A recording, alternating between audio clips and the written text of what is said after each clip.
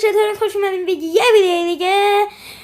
امروز اومدیم با عجایب گوگل یا چیزهای جالب گوگل. بریم سراغ ویدیو. لیتس گو.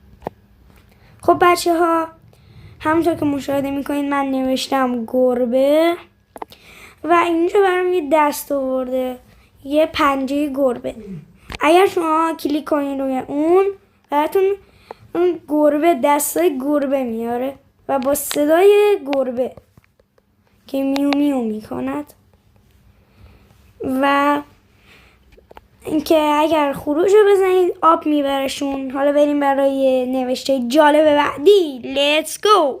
نوشته جالب بعدی ما سگه که بازم همون رو میاره که اگر روش کلیک کنید صدای سگ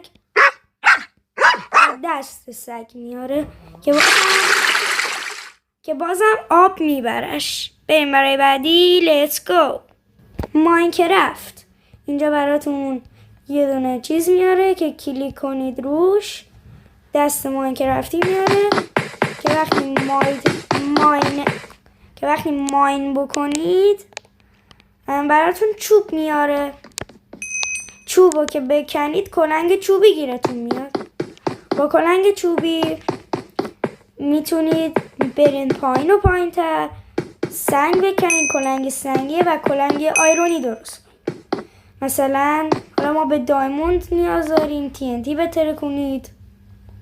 بله دایموند بده.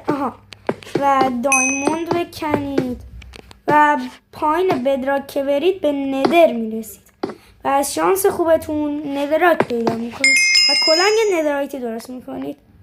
یا ابرفست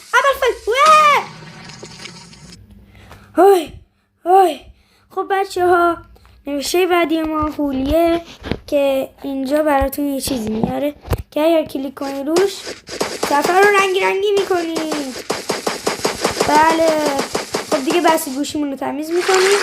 میریم برای بعدی. خب بچه ها، اگر شما بنویسید چاچا اسلاید، بله براتون یه دونه بلنگو میاره. بله بزنید روش براتون آهنگ میکنه. Take it back now, y'all. One hop this time. One hop this time. Right foot, 2 stumps. Left foot, 2 stumps. Slide to the left. Slide to the right. Crisscross. Crisscross. Cha-cha, real smooth. Let's go to work. بله بچه ها، اینم از چاچا اسلاید. بریم برای